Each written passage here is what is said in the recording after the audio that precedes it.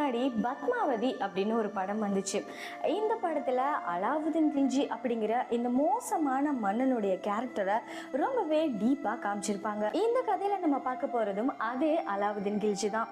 So அந்த மோசமான மன்னன் வாழ்ந்த காலகட்டத்துல அவருக்கு மாலிக் கபூர் அப்படின்னு ஒரு விசுவாசி இருந்தான். பாகுபலி படத்துல ராஜமாதாவுக்கு எப்படி கட்டப்பாவோ அதே மாதிரி அலாவுதீன் கில்ஜிக்கு மாலிக் கபூர். பொதுவா அலாவுதீன் கில்ஜி ஒரு பேராசை பிடிச்ச கொடூரமான அரக்க குணம் வாய்ந்த ஒரு அரசன். இந்த மன்னன் படையெடுத்து போற இடத்துல ஒரு செப்பு காசை கூட விட்டு வைக்க மாட்டானா. அது மட்டும் இல்லாம படையெடுத்து போற அந்த நாட்டுல இருக்கிற அத்தனை பெண்களையும் வலுக்கட்டாயமா இவனுடைய அந்த புறத்துக்கு அழைச்சிட்டு போயிடுவானா.